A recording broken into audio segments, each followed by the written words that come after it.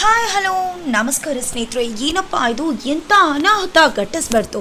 ಈ ಕಡೆ ತಾಂಡವ್ ಮಾಡಿರೋ ಆ ಒಂದು ಅವಾಂತರ ಈ ಕಡೆ ಮನೆಯೇ ನುಚ್ಚು ನೂರು ಮಾಡ್ತದೆ.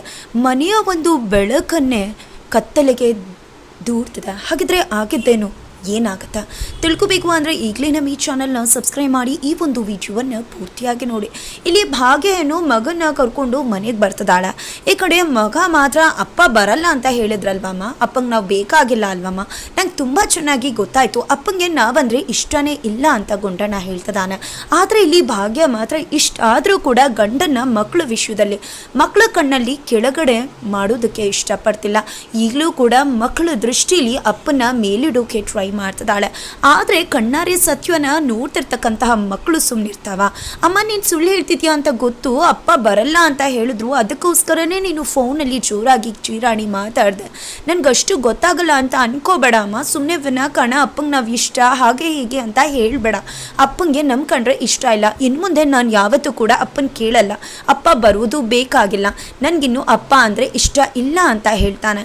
ಜೊತೆಗೆ ಈ ಕಡೆ ಭಾಗ್ಯ ಅಜ್ಜಿಗೆ ಏನು ಹೇಳೋದಪ್ಪ, ಈ ರೀತಿ ಗಾಯ ಪೆಟ್ಟು ಮಾಡ್ಕೊಂಡಿದ್ಯಾ ಅಂತ ಗೊತ್ತಾದರೆ, ಅವತ್ತು ಹೇಗಾಯಿತು ಮತ್ತೆ ಅದೇ ವಿಷಯ ಆಗಿದೆ ಅಪ್ಪನ ವಿಷಯಕ್ಕೆ ಅಂತ ಗೊತ್ತಾದರೆ ಅವ್ರಿಗೆ ಬೇಜಾರಾಗಲ್ವಾ, ಹರ್ಟ್ ಆಗಲ್ವಾ ಅಂದಾಗ ಇರೋ ವಿಷಯ ಹೇಳ್ತೀನಿ ಅಮ್ಮ, ಅಜ್ಜಿಗೆ ಇರೋ ವಿಷಯನೇ ಹೇಳ್ತೀನಿ, ಅಪ್ಪಂಗೆ ನಾವು ಇಷ್ಟ ಇಲ್ಲ ಅಂತ ಹೇಳ್ತೀನಿ, ನೀನು ಕಾಲ್ ಮಾಡಿದಾಗ ಅಪ್ಪ ಬರಲ್ಲ ಅಂದರು ಅಂತ ಹೇಳ್ತೀನಿ ಅಂತ ಹೇಳಿ ಒಳಗಡೆ ಹೋಗೇ ಬಿಡ್ತಾನೆ. ಆದರೆ ಒಳಗಡೆ ಬರ್ತಿರೋ ಭಾಗ್ಯಗೆ ಟೆನ್ಷನ್ ಕಾದದ. ಈ ಕಡೆ ಮಗ ಏನೋ ಹೋಗ್ಬಿಡ್ತಾರೆ, ಎಲ್ಲರೂ ಅವ್ರದೇ ಟೆನ್ಷನಲ್ಲಿ ಇರ್ತಾರೆ, ಯಾರೂ ಕೂಡ ಗುಂಡಣ್ಣನ ಗಮನಿಸೋದಿಲ್ಲ. ಆದರೆ ಇಲ್ಲಿ ಯಾಕೆ ಇಷ್ಟೊಂದು ವರಿ ಮಾಡ್ಕೊಂಡಿದ್ದಾರೆ ಎಲ್ಲರೂ ಅಂತ ಅಂದ್ಕೊಂಡಿದ್ದೆ. ಭಾಗ್ಯ ಪ್ಯಾನಿಕ್ ಆಗ್ತಾಳೆ. ಬಂದು ಅತ್ತೆ ಏನಾಯ್ತು ಅಂತ ಕೇಳ್ತಿದ್ದಾಳೆ. ಆ ಕಡೆ ನೋಡಿದ್ರೆ ಸುಂದ್ರಿನ ತಾಂಡವ್ ಹೊರಗಡೆ ಹಾಕಿದಾನೆ. ಈ ಕಡೆ ಸುಂದ್ರಿ ಏನು ಕಡಿಮೆನಾ, ಮನೆಯ ಓನರ್ ಕರೆದು ನನ್ನ ಮಗ ನನ್ನನ್ನು ಹೊರಗಡೆ ಹಾಕ್ಬಿಟ್ಟ, ಹೊರಗಡೆ ದಬ್ಬಿಟ್ಟ, ಇನ್ನಂತೂ ನಾನು ಈ ಮನೇಲಿ ಇರಲ್ಲ, ಕಷ್ಟನೋ ನಷ್ಟನೋ ನಮ್ಮ ಅತ್ತೆ ಮನೇಲಿ ಇರ್ತೇನೆ, ರಾಜೇಶ್ವರಿ ನಗರದಲ್ಲಿ ನಮ್ಮ ಕುಸುಮ ಅತ್ತೆ ಇದ್ದಾರಲ್ವಾ ಅವ್ರ ಮನೆಗೆ ಹೋಗ್ತೀನಿ, ಅವ್ರ ಮನೆಗೆ ಹೋಗಿ ಅವ್ನು ಮಾಡಿದ್ವೆಲ್ಲನೂ ಹೇಳ್ತೀನಿ, ಸತ್ವೆ ಅಲ್ಲೇ ಸತ್ಬಿಡ್ತೀನಿ ಅಂತ ಹೇಳಿ ಬ್ಲ್ಯಾಕ್ ಮೇಲ್ ಮಾಡ್ತಿದ್ದಾರೆ. ಈ ಕಡೆ ತಾಂಡವ್ಗೆ ತಾಂಡವಂತೂ ಪ್ಯಾನಿಕ್ ಆಗ್ತಿರೋ ಅಷ್ಟರಲ್ಲಿ ಈ ಕಡೆ ಓನರ್ ಅಜ್ಜಿ ಕತೆ ಕೇಳಬೇಕಾ, ಏನಿದು ಯಾಕೆ ಹೋಗ್ತೀರಾ ಹಾಗೆ ಎದ್ರುಕೊಂಡು, ಅಪ್ಪ ಅಮ್ಮನ ನೋಡ್ಕೋಬೇಕಾಗಿರೋದು ಮಕ್ಕಳ ಕರ್ತವ್ಯ, ಇಂಥವ್ರನ್ನ ನೀವು ಪೊಲೀಸ್ ಸ್ಟೇಷನ್ಗೆ ಹೋಗಿ ಕಂಪ್ಲೇಂಟ್ ಕೊಡಬೇಕು, ಕಂಪ್ಲೇಂಟ್ ಕೊಡಿ, ನೋಡಿ ಹಾಗೆ ಇವ್ರನ್ನ ಹೇಗೆ ದಬಾಯಿಸ್ತಾರೆ ಅಂತ ಹೇಳ್ತಿದ್ದಾರೆ. ಏನು ಕಂಪ್ಲೇಂಟ್ ಕೊಡೋದಾ, ಕಂಪ್ಲೇಂಟ್ ಕೊಟ್ಟರೆ ಅವ್ರು ನನಗೆ ಏನು ಮಾಡಿಬಿಡ್ತಾರೆ ಅಂತ ತಾಂಡವ್ ಕೇಳಿದಕ್ಕೆ ಏನು ಮಾಡ್ತಾರೆ, ಅವರು ಕೂಡ ಒಂದು ತಂದೆ ತಾಯಿಗೆ ಮಕ್ಕಳಾಗಿರ್ತಾರೆ, ಅಪ್ಪ ಅಮ್ಮಂಗೆ ತೊಂದರೆ ಕೊಟ್ಟರೆ ಎಷ್ಟು ನೋವಾಗುತ್ತೆ ಅಂತ ಅವ್ರಿಗೂ ಕೂಡ ಗೊತ್ತಿರುತ್ತೆ, ಬರ್ತಾರಲ್ವ ಆಮೇಲೆ ತೋರಿಸ್ತಾರೆ ಅವ್ರು ಏನು ಮಾಡ್ತಾರೆ ಅಂತ. ಯಾವತ್ತೂ ಅಪ್ಪ ಅಮ್ಮನ ಚೆನ್ನಾಗಿ ನೋಡ್ಕೋಬೇಕು, ಅಪ್ಪ ಅಮ್ಮನ ಚೆನ್ನಾಗಿ ನೋಡ್ಕೊಳ್ಳಲ್ಲ ಅಂದರೆ ಖಂಡಿತ ಯಾರೇ ಆದರೂ ಅವ್ರನ್ನ ಬಿಡೋದಿಲ್ಲ. ನಾನಾದರೂ ಅಷ್ಟೇ, ನೀನು ಏನಾದರೂ ಹೀಗೆ ಮಾಡಿದ್ರೆ ನಾನೇ ಪೊಲೀಸವ್ರನ್ನ ಕರೆದು ಕಂಪ್ಲೇಂಟ್ ಕೊಡ್ತೀನಿ ನಿನ್ನ ಮೇಲೆ, ಅಪ್ಪ ಅಮ್ಮಂಗೆ ಹಿಂಸೆ ಮಾಡ್ತದಾನೆ ಅಂತ. ಯಾಕೆ ರೀತಿ ನಡ್ಕೋತಿದ್ಯಾ ನೋಡಿ ಸುಂದ್ರಿ ಅವರೇ, ಮೊದಲು ನೀವು ಹೋಗಿ ನಿಮ್ಮ ಯಜಮಾನ್ರನ್ನ ಕರ್ಕೊಂಡು ಬನ್ನಿ, ಅವ್ರು ಬರ್ತಿದ್ದಾಗೆ ಇವನ್ನ ಅದ್ವಸ್ತಕ್ಕೆ ಬರ್ತಾನೆ ಅಂತ ಹೇಳ್ತಿದ್ದಾರೆ. ಇಲ್ಲ ನಾನು ಹೊರಟ್ಬಿಡ್ತೀನಿ, ನನಗೆ ಬೇಡ ಈ ಮನೆ, ಅವ್ರು ನನಗೆ ಒಂದು ಹೊತ್ತು ಊಟ ಕೂಡ ಹಾಕಲ್ಲ, ಕಳ್ಳಿ ಅಪರಾಧನೆ ಹಾಕ್ತಾರೆ, ಹೆಂಡತಿ ಅಂತೂ ಕುತ್ತಿಗೆ ಹಿಡಿದು ಬಿಡ್ತಾಳೆ ನನ್ನ, ಹಾಗೆ ಹೀಗೆ ಅಂತ ಹೇಳ್ತಿದ್ದಾರೆ. ಸುಂದ್ರಿ ಹೋ ಇಷ್ಟೆಲ್ಲ ಮಾಡ್ತಿದ್ರೆ, ಇಷ್ಟೆಲ್ಲ ಕಂತ್ರಿ ಬುದ್ಧಿ ಇದೆಯಾ ನಿಮಗೆ, ಬನ್ನಿರಿ ಹೋಗಿ ಪೊಲೀಸ್ ಸ್ಟೇಷನ್ಗೆ ಕಂಪ್ಲೇಂಟ್ ಕೊಡೋಣ. ಇನ್ನೊಂದು ಗೊತ್ತಾ, ನೀವು ಎಲ್ಲೂ ಕೂಡ ಹೋಗಬಾರ್ದು, ಇಲ್ಲೇ ಇರಬೇಕು. ಯಾಕೆ ಹೋಗ್ತೀರಾ ನೀವು, ಅಪ್ಪ ಅಮ್ಮನ ನೋಡ್ಕೋಬೇಕಾಗಿರೋದು ಮಕ್ಕಳ ಧರ್ಮ ಮತ್ತು ಕರ್ತವ್ಯ, ಅದು ಅವ್ರು ನೋಡ್ಕೊಳ್ಳಿಲ್ಲ ಅಂದರೆ ಅವ್ರಿಗೆ ಜಾಗ ಕೊಡ್ತಾರೆ. ನೋಡಿ ನಾನು ಆಲ್ರೆಡಿ ಹೇಳಿದ್ದೀನಿ, ಇದು ಆರ್ಥೋಡಾಕ್ಸ್ ಫ್ಯಾಮಿಲಿ, ಕಲ್ಚರ್ಡ್ ಫ್ಯಾಮಿಲಿ, ರೀತಿ ರಿವಾಜು ಪದ್ಧತಿ ಅಂತ ಇರುತ್ತೆ, ಅದಕ್ಕೆ ಹೋಗಿದ್ರೆ ಮಾತ್ರ ನಿಮ್ಗೆ ಇಲ್ಲಿ ಜಾಗ, ಇಲ್ಲ ಅಂದರೆ ನಿಮಗೆ ಇಲ್ಲಿ ಜಾಗನೇ ಇಲ್ಲ, ಮೊದಲು ಗಂಡ ಹೆಂಡತಿ ಇಬ್ಬರು ಈ ಮನೆಯಿಂದ ಹೊರಡ್ತಾ ಇರಿ ಅಂತ ಎಚ್ಚರಿಕೆ ಕೊಡ್ತಾರೆ. ಜೊತೆಗೆ ಇನ್ನು ನಿಮ್ಮ ಅಮ್ಮನಿಗೇನಾದರೂ ಈ ರೀತಿ ತೊಂದರೆ ಮಾಡಿದ್ರೆ ಒಂದು ಕ್ಷಣ ಕೂಡ ನಿಮ್ಮನ್ನು ಇಲ್ಲಿ ಇಟ್ಕೊಳ್ಳೋದಿಲ್ಲ ನಾನು ಅಂತ ಎಚ್ಚರಿಕೆ ಕೂಡ ಕೊಡ್ತಾರೆ. ಬನ್ನಿ ಅಮ್ಮ ಆಯಿತು ಅಂತ ಹೇಳಿ ತಾಂಡವ್ ಮನೆ ಒಳಗಡೆ ಕರ್ಕೊಂಡು ಹೋಗ್ತಿದ್ದಾನೆ. ಈ ಕಡೆ ಶ್ರೇಷ್ಠ ಶ್ರೇಷ್ಠ ಅಂತ ಕೂಗಾಡ್ತಿದ್ದಾನೆ, ಕಿರ್ಚಾಡ್ತಿದ್ದಾನೆ. ತಾಂಡವ್ ನಿನಗೆ ಇವರೇ ಬೇಕಿತ್ತ, ಹಾಂ ಇವ್ರು ಬೇಕಿತ್ತ ನಿನಗೆ ಕಳ್ಳತನ ಮಾಡಿಸೋದಕ್ಕೆ, ಕರ್ಕೊಂಡೋಗಿ ನನ್ನನ್ನು ಇಕ್ಕಟ್ಟಿನ ಪರಿಸ್ಥಿತಿಗೆ ಸಿಕ್ಕಾಕ್ಸಿ ಅವ್ರು ಬ್ಲ್ಯಾಕ್ ಮೇಲ್ ಮಾಡ್ತಿದಾರಲ್ಲ, ಏನು ಮಾಡ್ಕೊಂಡು ಸಾಯ್ಲಿ, ಜನ್ಮ ಯಾರಿಗೆ ಬೇಕು, ಇದೆಲ್ಲ ನೋಡಿಕೊಂಡು ನನ್ನ ಜನ್ಮ ಬದುಕಬೇಕಾ ಅಂತ ಪೇಚಾಡ್ತಿದ್ದಾನೆ ತಾಂಡವ್. ಈ ಕಡೆ ಶ್ರೇಷ್ಠ ಮಾತ್ರ ಎಲ್ಲೂ ಕೂಡ ಕಾಣಿಸ್ತಿಲ್ಲ. ಈ ಕಡೆ ಸುಂದ್ರಿ ಹವಾ ಮಾತ್ರ ಜಾಸ್ತಿ ಆಗಿಬಿಟ್ಟಿದೆ. ಆ ಕಡೆ ಭಾಗ್ಯ ಬರ್ತಿದ್ದಾಗ ಈ ಕಡೆ ಅತ್ತೆ ಅಮ್ಮ ಎಲ್ಲರೂ ಕೂಡ ಎಲ್ಲಿ ಒಡವೆ ಅಂತ ಕೇಳ್ತಿದ್ದಾರೆ, ಒಡವೆ ಎಲ್ಲಿ ಅಂತ ಕೇಳೋ ಮಾತನ್ನ ಕೇಳ್ತಿದ್ದಾಗೆ ಭಾಗ್ಯ ಬೆಚ್ಚದ್ ಬಿಡ್ತಾಳೆ. ಏನು ಹೇಳ್ತಿದ್ದೀರಾ ಅತ್ತೆ ಅಂದಾಗ, ಹೌದು ಒಡವೆಗಳು ಯಾವುದು ಕಾಣಿಸ್ತಿಲ್ಲ, ಸ್ವಲ್ಪ ಒಡವೆಗಳು ಅಷ್ಟೇ ಇದೆ, ಇನ್ನು ಮಿಕ್ಕಿದ ಒಡವೆಗಳಲ್ಲಿ ಅಂತ ಕೇಳ್ತಾರೆ.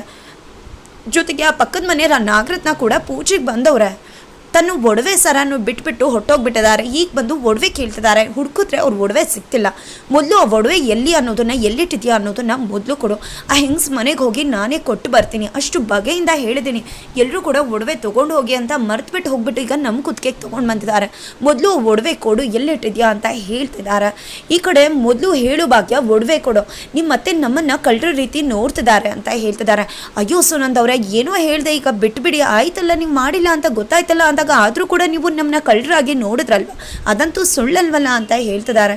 ಈ ಕಡೆ ಏನು ಮಾತಾಡಬೇಕು ಅಂತ ತೋಚ್ತಿಲ್ಲ. ಈ ಕಡೆ ಭಾಗ್ಯ ರೂಮಿಗೆ ಬರ್ತಾಳೆ. ರೂಮಿಗೆ ಬಂದಿದ್ದೆ ಕುಸ್ತು ಹೋಗ್ತಾಳೆ. ಕೆಳಗಡೆ ಕುತ್ಕೊಂಡು ಕಣ್ಣೀರು ಹಾಕ್ತಿದ್ದಾಳೆ. ಏನು ಮಾಡ್ಕೊಂಡು ಸಾಯಲಿ ನಾನು. ಅವತ್ತು ನಾನು ಮಕ್ಕಳು ಸರನಗಳನ್ನ ತೊಗೊಂಡು ಹೋದೆ. ಅದ್ರ ಜೊತೆ ಆ ನಾಗರತ್ನ ಆಂಟಿ ಸರನೂ ಕೂಡ ತೊಗೊಂಡು ಹೋಗ್ಬಿಟ್ನ. ಅದನ್ನು ಕೂಡ ಅಡವಿಟ್ಬಿಟ್ನ. ಈಗ ನಾನು ಚಿನ್ನನ ಅಡವಿಟ್ಟಿದ್ದೀನಿ. ಅದು ಅತ್ತೆಗೆ ಗೊತ್ತಾಗ್ಬಿಟ್ರೆ ಏನು ಮಾಡೋದು? ಅತ್ತೆಗೆ ಇದನ್ನು ಸಹಿಸ್ಕೊಳಕ್ಕಾಗತ್ತಾ?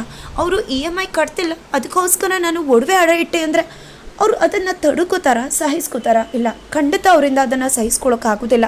ಇಲ್ಲ, ಯಾವುದೇ ಕಾರಣಕ್ಕೂ ಈ ವಿಷಯ ಅತ್ತೆಗೆ ಗೊತ್ತಾಗಬಾರ್ದು. ಇಲ್ಲ, ಇನ್ನೊಂದು ಒಡವೆನ ತೊಗೊಂಡೋಗಿ ಅಡ ಇಡ್ತೀನಿ. ಆ ನಂತರ ಆ ಸರನ ಬಿಡಿಸ್ಕೊಂಡು ಬಂದು ಆ ಆಂಟಿಗೆ ಕೊಟ್ಬಿಡ್ತೀನಿ. ಮೊದಲು ಈ ಕೆಲಸ ಮಾಡಬೇಕು ಅಂತ ಹೋಗ್ತಾಳೆ. ಕಬೋರ್ಡ್ ಓಪನ್ ಮಾಡ್ತಾಳೆ. ಕಬೋರ್ಡ್ ಓಪನ್ ಮಾಡಿ ಒಡವೆಗಳನ್ನ ತೊಗೊಂಡ್ರೆ ಯಾವ ಒಡವೆಗಳ ಬಾಕ್ಸಲ್ಲೂ ಕೂಡ ಒಡವೆ ಇಲ್ಲ. ಏನಪ್ಪ ಇದು, ಯಾವ ಒಡವೆ ಕಾಣಿಸ್ತಾನೆ ಇಲ್ಲ ಅಂತ ಪ್ಯಾನಿಕ್ ಆಗ್ತಿದ್ದಾಳೆ. ಅಷ್ಟರಲ್ಲಿ ಮತ್ತೆ ಮೂವರು ಕೂಡ ಬರ್ತಾರೆ. ಅಮ್ಮ, ಅತ್ತೆ, ತಂಗಿ ಎಲ್ಲರೂ ಕೂಡ. ಎಲ್ಲಿ ಭಾಗ್ಯ, ಒಡವೆ ಹೇಳು ಅಂತ ಕೇಳ್ತಿದ್ದಾರೆ. ಈ ಕಡೆ ಅಮ್ಮ ಮತ್ತು ತಂಗಿ, ಹೇಳಕ್ಕ ಒಡವೆ ಇಲ್ಲ ಅಂತ ಹೇಳು, ಅವ್ರು ನಮ್ಮ ಮೇಲೆ ಕಳ್ತನ ಆಪಾದನೆ ಹೊರಿಸ್ತಿದ್ದಾರೆ, ಹೇಳು, ನಮಗೆ ಮೊದಲು ಇದರಿಂದ ಮುಕ್ತಿ ಕೊಡಿಸು ಅಂತ ಕೇಳ್ತಿದ್ದಾರೆ. ಈ ಕಡೆ ಹೇಳು ಭಾಗ್ಯ, ನಿನ್ಗೆಲ್ಲಿಂದ ನಾನು ಒಡವೆ ಕೊಟ್ಟೆ, ಇನ್ನೂ ಒಂದು ಸಣ್ಣ ಮುಗ್ದೆ ಕೂಡ ನಿನ್ನ ಹತ್ರ ಇರೋದಕ್ಕೆ ನಾನು ಬಿಡೋದಿಲ್ಲ. ಇಷ್ಟು ಬೇಜವಾಬ್ದಾರಿತನ ನನ್ನಿಂದು. ಒಡವೆ ಎಲ್ಲಿ ಹೇಳು ಅಂದಕ್ಕೆ, ಅಯ್ಯೋ ಅತ್ತೆ, ಒಡವೆ ಎಲ್ಲ ಹೊರಟೋಯ್ತು, ಒಡವೆ ಎಲ್ಲ ಮುಗ್ದೋಯ್ತು ಅಂತ ಹೇಳ್ತಿದ್ದಾಳೆ. ಏನು ಮಾತಿನ ಅರ್ಥ ಇದು ಅಂದಾಗ, ಅಯ್ಯೋ ಅತ್ತ, ಸ್ವಲ್ಪ ಒಡವೆಗಳನ್ನ ನಾನು ತೊಗೊಂಡೋಗಿ ಅಡ ಇಟ್ಟೆ, ಆದರೆ ಉಳಿದಿದ್ದ ಒಡವೆಗಳು ಯಾವುದೂ ಕೂಡ ಕಾಣಿಸ್ತಿಲ್ಲ, ಎಲ್ಲೋಯ್ತು ಏನು ಅಂತ ಗೊತ್ತಾಗ್ತಿಲ್ಲ ಅಂತ ಹೇಳ್ತಿದ್ರೆ, ಏನು ಮಾತಾಡ್ತಿದ್ಯಾ ನೀನು? ಒಡವೆಗಳನ್ನ ಅಡ ಇಟ್ಯಾ? ಒಡವೆಗಳನ್ನ ಯಾಕೆ ಅಡ ಇಟ್ಟೆ ನೀನು ಅಂತ ಕೇಳ್ತಿದ್ರೆ, ಅಯ್ಯೋ ಅದು ಅತ್ತ, ಏನು ಹೇಳೋದು, ಮನೆ ಕಂತು ಕಟ್ಟಬೇಕಿತ್ತು, 45,000 ದುಡ್ಡಿನ ಅವಶ್ಯಕತೆ ಇತ್ತು, ಅದಕ್ಕೋಸ್ಕರ ಒಡವೆನ ಅಡ ಇಡಬೇಕಾಯ್ತು. ನಿಮಗೆ ಈ ವಿಷಯ ಗೊತ್ತಾದರೆ ನೋವಾಗುತ್ತೆ ಅಂತ ನಾನು ಈ ವಿಷಯ ಹೇಳಲಿಲ್ಲ ಅಂತ ಹೇಳಿದ ತಕ್ಷಣ, ಏನು ಕಂತನ್ನು ನಾವು ಕಟ್ಟಬೇಕಾ? ಯಾಕೆ? ಅದನ್ನು ರಾಜ ಕಟ್ತಾನಲ್ವ ಅಂದಾಗ, ಇಲ್ಲ ಅವ್ರು ಕಟ್ಟಲ್ಲ, ಇನ್ನು ಮುಂದೆ ನೀವೇ ಕಟ್ಟಿ ಅಂತ ಹೇಳಿಬಿಟ್ರು ಅತ್ತೆ ಅಂತಿದ್ದಾಗ ಈ ಕಡೆ ಕುಸುಮ ಅವ್ರಿಗೆ ಶಾಕ್ ಆಗುತ್ತೆ. ಈ ಕಡೆ ಸುನಂದ ಪೂಜಾ ಬಿಡಬೇಕಾ, ಏನೋ ಶಿಸ್ತನಿಂದ ಮಗನ ಬೆಳೆಸಿದ್ದೀನಿ ಹಾಗೆ ಹೀಗೆ ಅಂತಿದ್ರಿ, ನೋಡಿದ್ರ ನಿಮ್ಮ ಮಗನ ಹೇಗೆ ಬೆಳೆಸಿದ್ರ, ನಿಮ್ಮ ಮಗ ಎಂಥವನು ಅಂತ ಏನೋ ಕೊಚ್ಕೋತಾ ಇದ್ರಿ, ಇನ್ನೊಬ್ರನ್ನ ಆಡ್ಕೋತಾ ಇದ್ರಿ ಅಂತ ಸುನಂದ ಹೇಳ್ತಿದ್ರೆ, ನಮ್ಮಮ್ಮ ನನ್ನನ್ನು ಸರಿಯಾಗಿ ಬೆಳೆಸಿಲ್ಲ ಅಂತಿದ್ರಿ, ನಾನು ಯಾವತ್ತೂ ನಮ್ಮಮ್ಮನ ತಲೆ ಮೇಲೆ ಚುಪ್ಪಡಿ ಕಾಲು ಎಸೆಯೋಳಲ್ಲ, ಆದರೆ ನಿಮ್ಮ ಮಗ ನಿಮ್ಮನ್ನು ಬೀದಿಗೆ ನಿಲ್ಲಿಸ್ಬಿಟ್ಟಲ್ಲ, ನಡು ರಸ್ತೆಯಲ್ಲಿ ನಿಲ್ಲಿಸ್ಬಿಟ್ಟಲ್ಲ ಅಂತ ಹೇಳ್ತಿದ್ದಾರೆ. ಈ ಟೈಮಲ್ಲಿ ಇಂಥ ಮಾತೆಲ್ಲ ಬೇಕಾ, ದಯವಿಟ್ಟು ಸುಮ್ಮನಿರಿ ಅಂತ ಭಾಗ್ಯ ಕೇಳ್ಕೊತಿದ್ರೆ, ಈ ಅಮ್ಮ ನಮ್ಮನ್ನ ಎಷ್ಟು ಆಡ್ಕೊಂಡಿಲ್ಲ, ಎಷ್ಟು ಮಟ್ಟಂಗೆ ಮಾತಾಡ್ತಾ ಇರಲಿಲ್ಲ, ಈಗ ಸಮಯ ಸಿಕ್ಕಿದೆ ಹೇಳ್ತಿದ್ದೀವಿ ಅಂತ ಒಬ್ರಿಗೊಬ್ರು ಕಲ್ಲೆಸುತ್ತಿದ್ದಾರೆ ಕುಸುಮ ಮೇಲೆ. ಆದರೆ ಕುಸುಮ ಅವ್ರಿಗೆ ಈ ಆಘಾತನ ಸಹಿಸ್ಕೊಳ್ಳೋಕ್ಕಾಗದೆ ಎದೆ ಇಟ್ಕೊಂಡು ಕುಸ್ತು ಹೋಗ್ತಾರೆ. ಹಾಗಿದ್ರೆ ಇಲ್ಲಿ ಚೀರ್ಕೋತಿದ್ದಾಳೆ ಅತ್ತೆ ಅಂತ. ಹಾಗಿದ್ರೆ ಇಲ್ಲಿ ಕುಸುಮ ಅವ್ರಿಗೆ ಹಾರ್ಟ್ ಅಟ್ಯಾಕ್ ಆಗ್ಬಿಡ್ತಾ. ಏನಾಯಿತು ತಿಳ್ಕೊಬೇಕು ಅಂದರೆ ಮುಂದಿನ ವಿಡಿಯೋಗೋಸ್ಕರ ವೇಟ್ ಮಾಡಿ.